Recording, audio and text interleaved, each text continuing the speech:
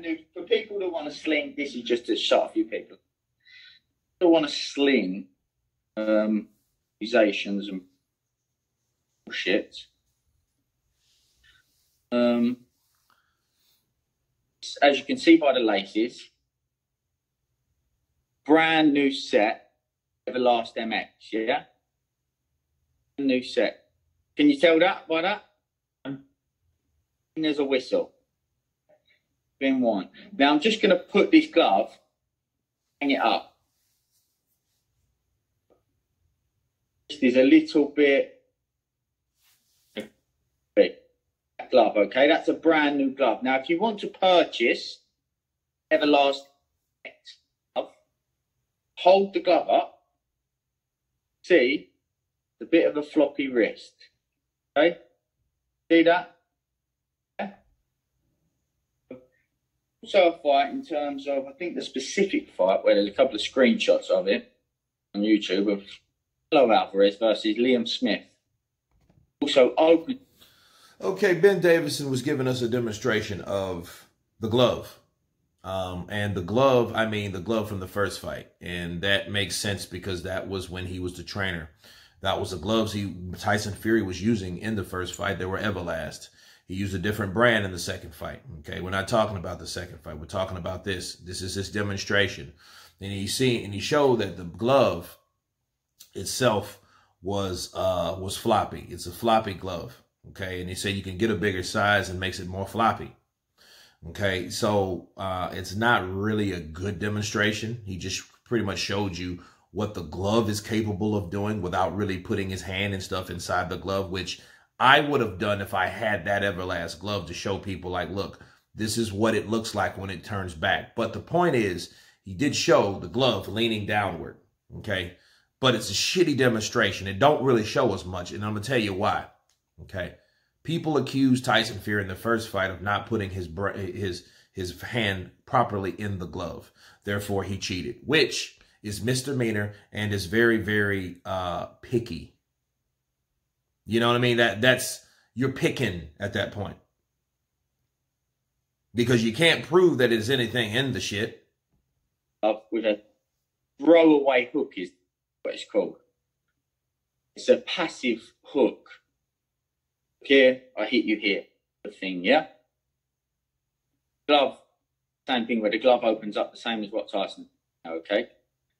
There's nothing by the gloves. Nevada mission is there. So while this trainer is there, just isn't the case, okay? My belief on the fight is this. I had this conversation with Tyson before it happened. Deontay Wilder, in my opinion, had planned to start slow second fight. Planned to take his time, thinking that Tyson was going to box, go on the back foot, take his time. Deontay Wilder was going to try and start slow, pull Tyson into a false sense of security, and try and land the shot. Look back at when he's reviewing the first fight, he often talks about, I was overshooting my shots, is his words. Now, playing too hard, basically. Forcing it.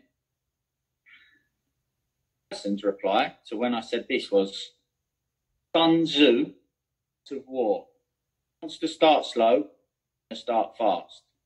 Reply, and I have all of these texts. I think good hard fast start will go well.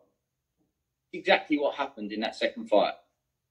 I did not expect a hard fast start. Tyson started fast and hard. We got cold. Just sort of set the pattern for the fight and he couldn't find himself. Okay, that was in terms of strategy. I'll get to that. Before I get to that, let's talk about the glove. This is what the video is for. The gloves. Okay, the glove. He was saying that who was there, the athletic commission was there, the coaches were there. Now, a lot of people have made an argument that, hey, some people miss things from time to time. Obviously, they did. They have done it in the past. Look at Margarito. They should have caught that, not the trainer.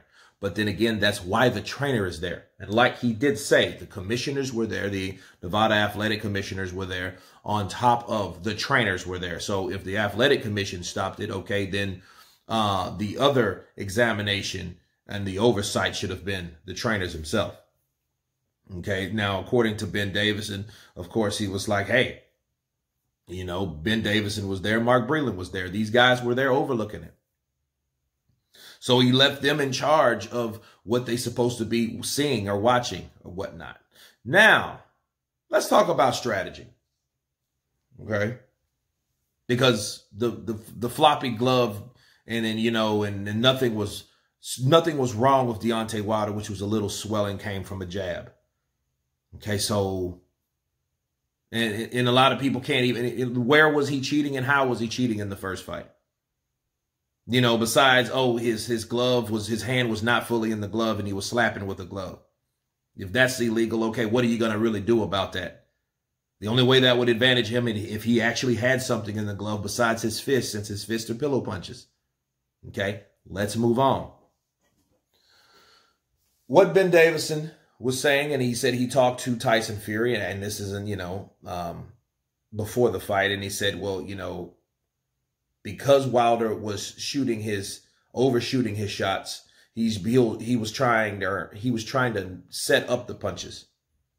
He was trying to set up the right hand, let Fury come in and catch him while he's coming in. And that was the game plan, but he thought Fury was going to box, and Fury didn't do that. He started fast, and he really did.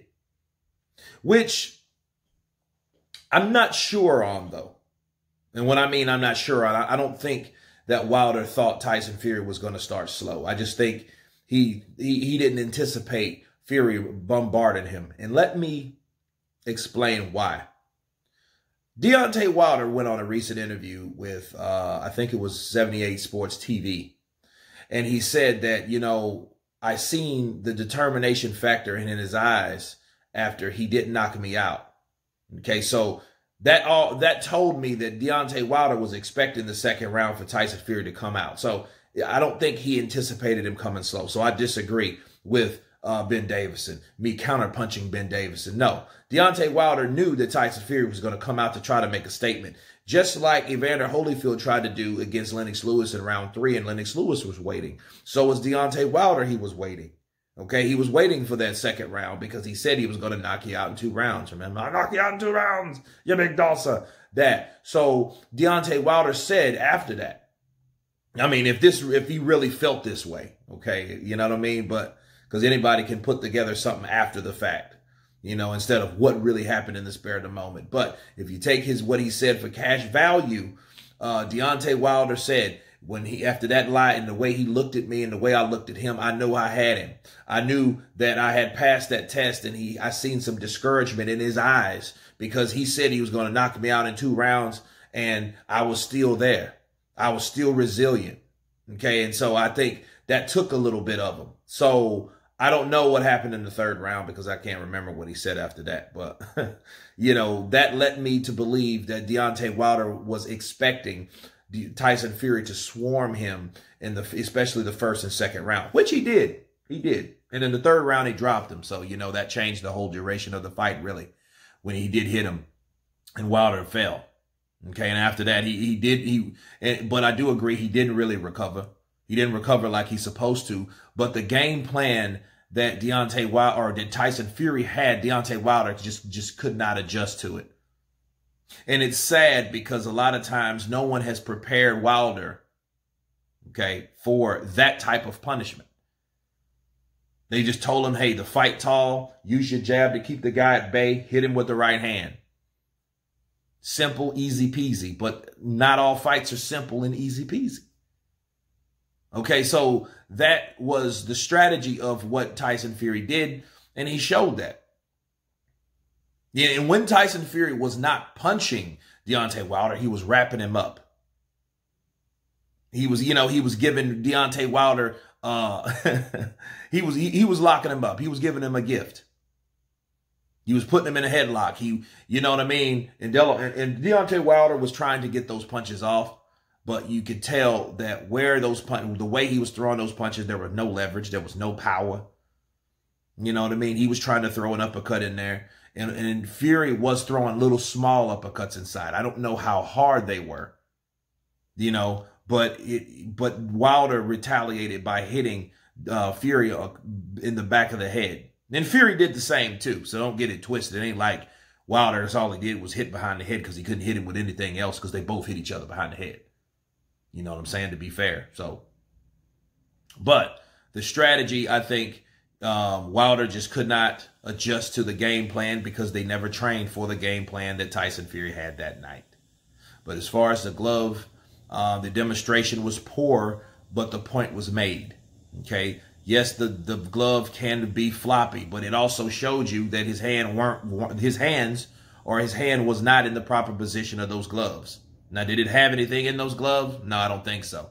Because Deontay Wilder's face would have showed that story, like they're claiming in the second fight. Counterpunch. But anyway, you guys tell me what you think of Ben Davison's example of the glove situation in the first fight. Of course, please subscribe. And you guys been Counterpunch. Peace.